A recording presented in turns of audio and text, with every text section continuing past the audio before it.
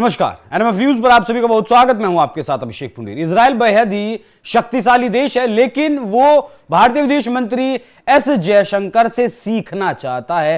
क्या सीखना चाहता है, इस बारे में उनके एम्बेसडर, इजराइल के एम्बेसडर ने खुलकर बात की। तमाम टीवी चैनलों को इंटरव्यू के दौरान उन्होंने कहा कि जयशंकर साहब की जो कूटनीति है वो दुनिया में अव्वल दर्जे की है, या फिर कहें कि सबसे बेहतर है, और इसी कूटनीति को वो जयशंकर साहब से सीखना चाहते हैं। कैसे नैरेटिव की जो जंग दुनिया में चलती है, हर देश में अलग नैरेटिव की जंग चलती है, दुनिया में अलग नैरेटिव की जंग चलती है, और इसी नैरेटिव की जंग को इजराइल सीखना चाहता है, क्योंकि शक्तिशाली तो वो है, उसके आसपास जितने देश हैं, जितने दुश्मन हैं, वो उससे, इजराइल से टक्कर नहीं ले सकते। लेकिन नैरेटिव की जो जंग है वो कहीं ना कहीं उसमें पिछड़ जाता है। टाइम्स ऑफ इंडिया को दिए एक इंटरव्यू में उन्होंने बहुत सी बातें कहीं, जिक्र किया, जिसमें सबसे पहले उन्होंने कहा कि डिप्लोमेसी वो सीखना चाहते हैं जयशंकर साहब से, कि डिप्लोमेसी हिंदुस्तान कैसे करता है, नैरेटिव की जो जंग है उसे भारत कैसे जीतता है। क्योंकि जो इजराइल है उसके पास ना तो हथियारों की कमी है। इजराइल यूएसए की अगर बात करें, अमेरिका की अगर बात करें, तो सबसे करीबी है अमेरिका के। उसके बाद वो ब्रिटेन हो, फ्रांस हो, जितने भी देश हैं वो उसके बाद आते हैं। सबसे जो करीबी है वो इजराइल ही है अमेरिका के। लेकिन फिर भी इजराइल दुनिया के सामने अपनी बात को नहीं रख पाता। यही वजह है कि जो नहीं जानते लोग इस बारे में कि इजराइल क्या है, क्या नहीं है, क्या कर रहा है, उसके बावजूद भी वो लोग उसके खिलाफ आकर खड़े हो जाते हैं। वो लोग खड़े हो जाते हैं और इस नैरेटिव को इजराइल बदल नहीं पाता, अपनी जीत में कन्वर्ट नहीं कर पाता। इजराइल के एम्बेसडर ने, रुवोन अजार ने कहा कि आप जिस तरह से इन समूहों को चुनौती दे रहे हैं उसमें आप हार्ड और सॉफ्ट पावर को मिला रहे हैं। सच कहूं तो हम पर्याप्त निवेश नहीं कर रहे, क्योंकि हमारा ज्यादातर निवेश हार्ड पावर में गया है, सॉफ्ट पावर में नहीं गया। हार्ड पावर के मामले में तो इजराइल जो है वो सबसे ऊपर है अमेरिका के बाद अगर बात करें, क्योंकि अमेरिका का उसे साथ प्राप्त है। उसके बावजूद भी वो जो सॉफ्ट पावर है, सॉफ्ट पावर के मसले में कहीं ना कहीं बहुत पीछे रह जाता है।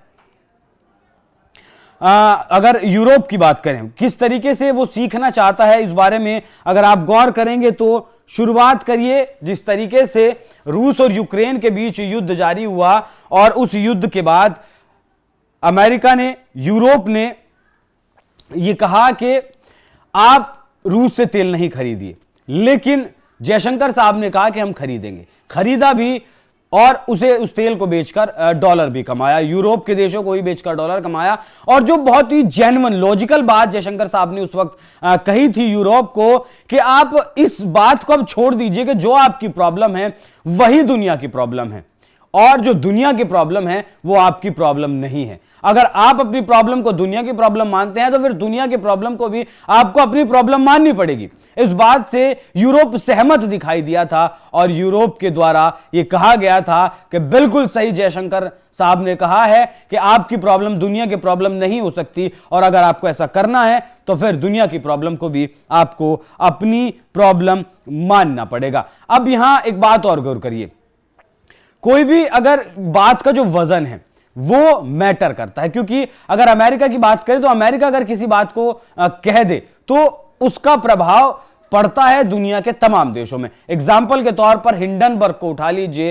हिंडनबर्ग की अडानी को लेकर जो रिपोर्ट आई थी, उसके बाद से अमेरिका की इस रिपोर्ट पर भरोसा किया गया हिंदुस्तानियों के द्वारा, और अडानी की जो संपत्ति थी वो घटकर लगभग आधी रह गई। उसके बाद दूसरा हमला सेबी चीफ पर किया गया, तब भी अडानी का जो प्रॉपर्टी था वो घटा।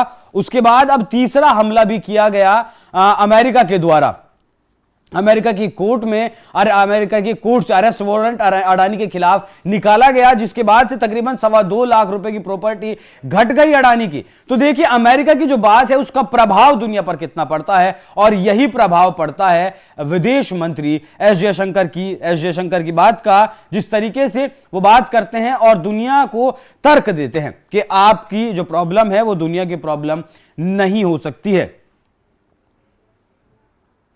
अब इसके पीछे जयशंकर साहब जो रूस का तर्क दिया गया, रूस को जब सामने रखते हैं दुनिया कि आप रूस के साथ नहीं जाइए क्योंकि यूक्रेन जो है वो बर्बाद है उसी पैसे से जो जिस पैसे से आप तेल खरीद रहे हैं, तब भी जयशंकर साहब बहुत लॉजिकल बात करते हैं और लॉजिक ये देते हैं कि 1970 और 80 का जो दशक था, जिस वक्त भारत युद्ध के क्षेत्र में था, तब ना तो यूरोप ने उसका साथ दिया था, ना अमेरिका ने उसका साथ दिया था। हथियार नहीं दिए थे अमेरिका ने भारत को, हथियार देने का काम किया गया था रूस के द्वारा। तो क्या हम वो चीज को भूल जाएं? नहीं भूल सकते हम उस बात को, और इसीलिए हम रूस के साथ हैं। उस वक्त आपने पाकिस्तान की जो डिक्टेटरशिप है उसके साथ आप गए थे और हिंदुस्तान का साथ नहीं दिया था। यही कारण है कि सॉफ्ट पावर अब सीखना चाहता है इजराइल, क्योंकि सॉफ्ट पावर के मामले में जो सॉफ्ट पावर का इंडेक्स है उसमें अमेरिका सबसे ऊपर है, भारत में उसका कहीं नंबर नहीं है। यूनाइटेड स्टेट ऑफ अमेरिका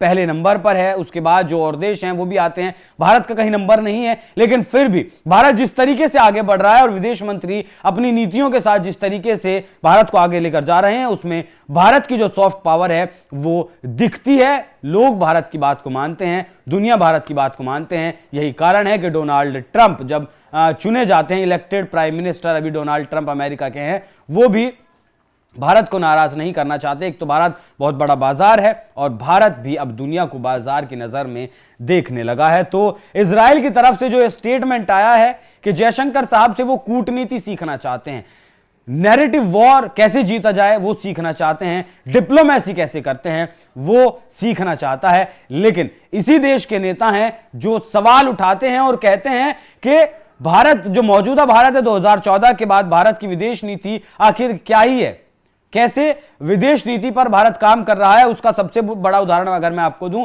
तो 15 से 17 देश गार्ड ऑफ ऑनर भारत के मौजूदा प्रधानमंत्री नरेंद्र मोदी को दे चुके हैं, जिसमें से 8 इस्लामिक देश हैं। जिन इस्लामिक देशों से कभी हिंदुस्तान के जो रिश्ते हैं वो बहुत अच्छे नहीं हुआ करते थे, या अगर सीधे तौर पर कहें तो खराब ही हुआ करते थे, वो देश आज हिंदुस्तान के प्रधानमंत्री को गार्ड ऑफ ऑनर मतलब अपने देश के सर्वोच्च सम्मान से नवाज रहे हैं। उसमें सऊदी अरब हो, कतर हो, कोई भी देश हो, जो भी देश हैं, वो ऑस्ट्रेलिया जैसा देश आज भारत को अगर बॉस बताता है, ट्रंप अगर हाउडी मोदी करते हैं, तो ये इसी का नतीजा है, हमारी डिप्लोमेसी का नतीजा है, ये हमारी कूटनीति का नतीजा है। हम नैरेटिव की जंग को कैसे जीतते हैं। अगर हमें रूस के लिए वोट करना है, रूस के खिलाफ वोट करना है, या फिर न्यूट्रल रहकर अपनी ताकत को दिखाना है कि कैसे हम जीत सकते हैं, कैसे हम जिसके साथ हमें खड़ा होना है हम उसके साथ खड़े रह सकते हैं। तो दुनिया को ये बात समझ आ रही है, लेकिन भारत का जो विपक्ष है, भारत में जो विरोधी है सरकार के, उन्हें बात समझ नहीं आ रही है। लेकिन जिस तरीके से इजराइल के एम्बेसडर का ये बयान आया है, उस पर क्या कुछ आपकी राय कमेंट कर में जरूर बताएं। धन्यवाद।